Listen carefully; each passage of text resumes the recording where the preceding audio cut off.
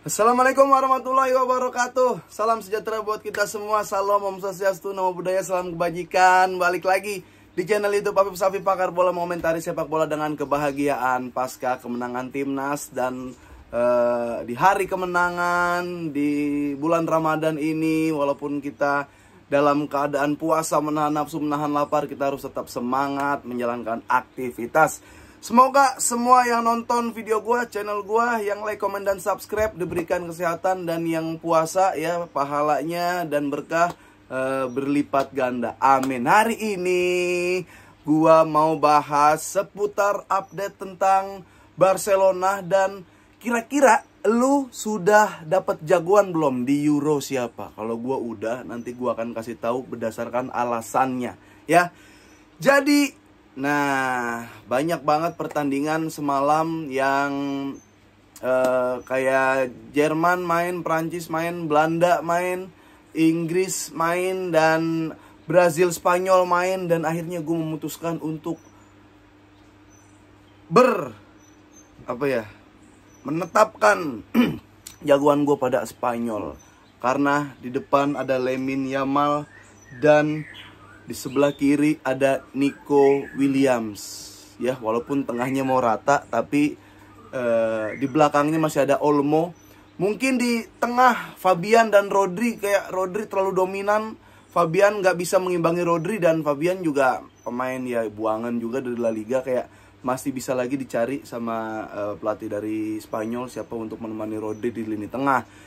Di lini belakang, Cucurella ya so-so lah ya, cuma Laporte bisa tangguh, dan Carvajal bisa cukup memberikan ketenangan di lini belakang karena jam terbang dan kualitasnya juga sudah tidak diragukan lagi. Gua memutuskan mendukung Spanyol di Euro 2024. Oh iya, tengahnya kan bisa jadi Gavi, Pedri, bisa jadi ya, belum ada yang sembuh dari mereka tapi berpotensi main. Daripada Fabian nggak jelas ya, masih ada Oyarzabal, masih ada Sanchez dari Bilbao, anak-anak Basque. Jadi gua memutuskan mendukung Spanyol lagi ya, setelah era 2000 terakhir, mungkin 2012, karena didominasi oleh Barcelona dan Real Madrid. Nah, kabar terbaru seputar Barcelona ini yang harus kalian tidak lewatkan, karena ada beberapa kabar yang sedikit cukup bikin seneng, ada juga yang cukup bikin khawatir. Di antaranya Barcelona memprioritaskan untuk menjual Ansu Fati, Kelman Lenglet. Idih, Barcelona masih punya pemain bernama Lenglet, gue udah lupa. Dan menjual Eric Garcia, bahkan Christensen dan Jules Koundé, serta Rapinya ya. Jadi tolong, kalau Koundé masih perlu dipertimbangin lagi, bahkan Christensen butuh dipertimbangkan lagi kalau emang belum dapat defense midfield yang murni. Karena sejauh ini Oriol Romeu dan Christensen, gue lebih agak tenang melihat Christensen daripada Oriol Romeu. Karena ya mungkin di Chelsea sama-sama pernah di Chelsea, tapi kayak di saat Christensen di Chelsea kayak jam terbangnya lebih bagus aja gitu. Jadi Christensen dipertimbangin lagi, Koundé dipertimbangin lagi. Silakan Rapinya dijual, Eric Garcia, Lenglet, Ansu Fati. Dan kita harus bersyukur bahwa De Zerbi itu masih sangat percaya dan bisa memberikan Ansu Fati di dalam versi terbaiknya. Alhamdulillah. Berarti De Zerbi mudah-mudahan dari Brightonnya ini kalau bisa klausul bikin kontrak langsung dibeli. Jangan cuma dipinjem ya, dibeli aja. Karena dipinjam ada kemungkinan balik lagi. Karena Barcelonanya sangat sudah tidak menginginkan Ansu Fati, sama seperti gua. Jadi ya buat De Zerbi itu pemain bagus kok. Mungkin buat Brighton, semoga Brighton senang mendapatkan Ansu Fati. Duetin dah sama Mitoma, sama-sama tuh di kiri, kadang-kadang dempet dah, ambil Ansu Fati.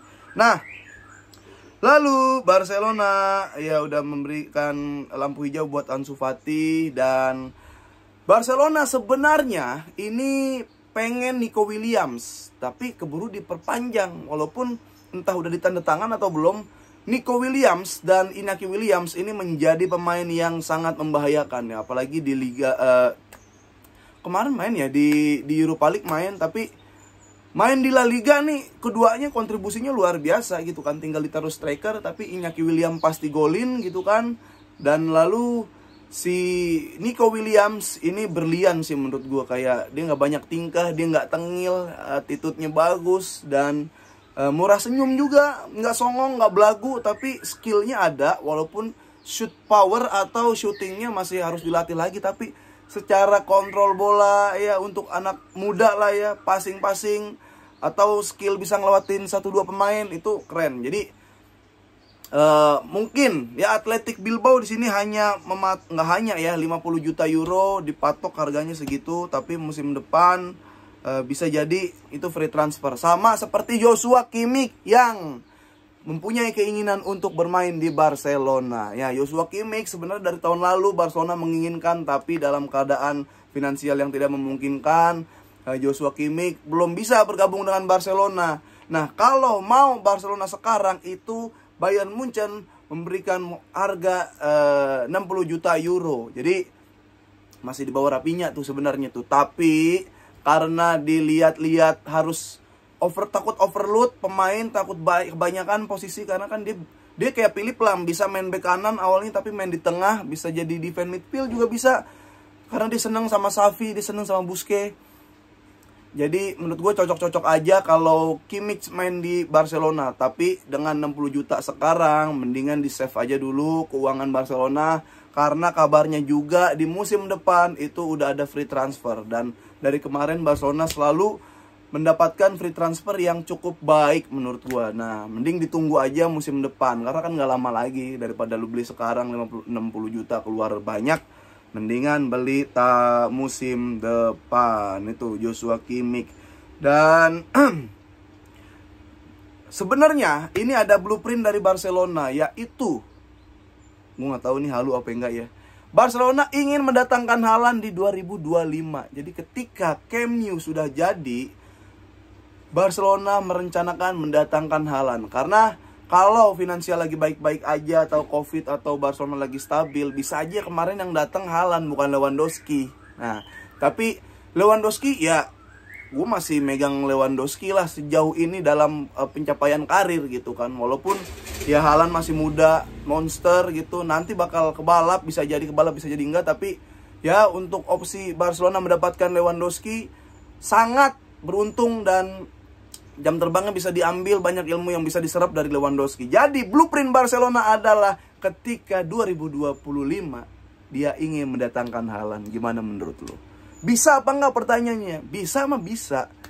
Cuman kan banyak kayak lo harus mendapatkan bonus yang banyak, entah Liga Champions sejauh mungkin ya, semifinal lah atau final atau bahkan juara dapat bonus ya, sponsor masuk, atau dari tur gede-gedean dibanyakin, atau buat merchandise. Jadi banyak hal yang bisa menjadikan pemasukan lebih gitu kan. Tapi ya effortnya harus ditambahin. Gue sih ya siapa yang nggak mau kedatangan Haaland gitu. Tapi kalau blueprintnya seperti itu, tapi achievement banyak yang tercapai bisa. Tapi kalau kayak ntar kalah Liga Champions, turnya dikit, atau merchandise ini nggak bisa ada icon di Barcelona, itu agak susah menurut gue. Jadi gua mendukung blueprint Barcelona mendatangkan Haaland ketika Camp Nou sudah jadi. Itu salah satu rencana yang bagus sih untuk Barcelona. Itu Erling Haaland. Nah, ini masalah Erling Haaland. Dan Kimmich udah kita bahas tadi. Michael Faye yang bagus. Gundogan langsung jadi kapten timnas Jerman.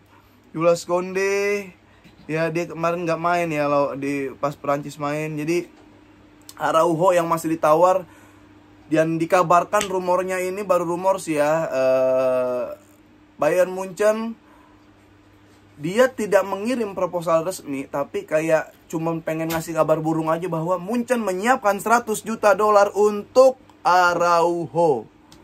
Ya, sementara Araujo dia hanya bilang ya saya cinta dengan Barcelona, bukan bilang saya pengen bertahan di Barcelona atau saatnya kita pindah dari klub ini. Nggak ada statement apa-apa. Jadi Ya mungkin dilihat dulu keseriusan dari Bayern Munchen. Lu serius gak? Kalau serius ya beneran dong kasih proposalnya, mana gue mau lihat, gue mau pelajarin. Ketika itu baru Araujo ngasih statement. Kalau ini cuma kabar burung, ya udah bener, Araujo nggak usah ditanggepin gitu kan. Lu juga masih, lu produk La Masia, lu kayaknya supporter tuh ya, fans tuh seneng sama Araujo gitu. Dan kayaknya warrior banget, berjibaku banget. Jadi ya mending stay dulu menurut gua, karena tahun depan lu masih muda juga, Araujo masih bisa banyak mendapatkan value-nya masih sering bisa dinaikin. Nah, gimana sekarang mengenai dua Joao Cancelo dan Felix? Cancelo ya, Barcelona akan meminta lagi ya untuk Atletico Madrid meminjam Cancelo setahun lagi. Ini gua agak, politiknya masih belum bisa dibaca, tapi secara ya bakal kejawab nanti gitu. Kenapa Barcelona nggak mau langsung mempermanenkan? Biasanya kan Atletico Madrid ribet. Atau emang ya udahlah, kalau secara dihitung-hitung mending lebih murah dipinjem, ya udah mungkin Barcelona caranya minjem. Atau kayak gue nggak tahu, belum ada kabar si Atletico Madrid, si City minta berapa gitu kan, si City minta berapa. Jadi belum ada kelanjutan untuk Cancelo. Sementara opsi terbaik saat ini adalah masih meminjamkannya 1 musim lagi. Kubarsi. Ya itu dia yang terjadi. Sementara Ferran Torres belum main juga di Liga di Spanyol. Tapi ada kemungkinan dia main nanti ketika balik lagi berhadapan dengan Las Palmas. Tapi guys, kalau lu nonton Brazil semalam dan Spanyol, lu ngelihat Lamine Yamal itu, gue ngerasa ya, mudah-mudahan ya, dia kayak bisa menjadi anugerah lagi buat pecinta sepak bola gitu, kayak Messi. Karena sejelek-jeleknya Brazil bro, itu tetap Brazil. Dia acak-acak sama Lamine Yamal. Oke, Rodrigo juga ngacak-ngacak Spanyol. Vini ratingnya sama Lamine Yamal bagusan Lamine Yamal 80, Vini 60-an. Tapi se-Brazil-Brazilnya tetap Brazil, gimana ya maksudnya? Sediacak-acaknya Brazil tetap Brazil. Lamine Yamal ngacak-ngacak Brazil dengan 1 assist ya, bahkan itu kalau sering ketemu Brazil gampang itu digolin sama Lamine Yamal gitu kan. Gue nggak tahu, mudah-mudahan ya ini Lamine Yamal juga bilang dia pengen nunjukin kalau Spanyol nih negara besar juga dan siap bersaing dengan siapapun. Karena kemarin liat line up-nya karena belum full, kayak kesian banget Spanyol line up-nya gini gitu kan. Tapi Brazil diacak-acak sama Lamine Yamal itu keren sih. Keren. Maksud gua di belakang Vini, di depannya siapa ya? Itu ada Danilo enggak. Tapi Vini berada beberapa level di Brazil menurut gua. Vini, Lamine Yamal. Jadi gue udah memutuskan Euro dukung siapa, yaitu dukung Spanyol. Melihat Iñaki Williams di depan, Morata nanti bisa tuker-tuker Olmo. Kalau nggak mau pakai striker nggak apa-apa, Olmo bagus juga kok ya. Dia bisa kayak Trikertista zaman now, dia mungkin bisa. Dia main kayak Rui Costa, main kayak James Rodriguez, bisa dia ada di belakang striker. Karena gue ngelihat Rodri itu double pivot bareng Fabian. Tapi kalau entah Pedri, Gavi udah sembuh, ya bisa jadi 4-3-3 normal lagi. Tapi kita lihat nanti akan seperti apa. Merino juga bagus, Merino Sociedad. Jadi gue udah memutuskan dukung Spanyol. Barcelona sudah memberikan lampu hijau untuk beberapa pemain, Lenglet, Rapinya, Ansu Fati untuk dijual. Dan kalau ingin mendapatkan pemain, ya memang musim ini tanggung. Tapi musim depan kalau bisa ambil Kimmich, boleh silakan ambil Kimmich. Atau mau ngambil Haaland di 2025, silakan banget. Tapi harus ada achievement yang mencapai target. Gitu aja sih menurut gue. Ya, silakan di komen apabila ada kesetujuan atau ketidaksetujuan. Silakan di komen, karena kolom komentar ini terbuka sekali buat teman-teman yang sedang menonton. Dan jangan lupa terus saksikan Pakar Bola Mengomentari Sepak Bola dengan Kebahagiaan di channel YouTube Afif Safi. Mudah-mudahan sering dan rajin banyak konten. Dan jangan lupa juga nonton Tackle Bebas. Nanti bakal ada bintang tamu yang menarik, yaitu setiap Selasa dan Jumat atau Rabu dan Jumat di channel YouTube Tackle Bebas dari Just Talk Media. Dan jangan lupa nonton Warung Pengkolan di TVRI setiap malam Rabu.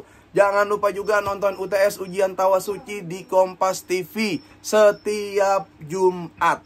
ya. Ada gua di situ. Sehat-sehat selalu, berkembang terus buat kita semua, menaik value terus buat kita semua, sukses terus buat kita semua. Oke, assalamualaikum warahmatullahi wabarakatuh.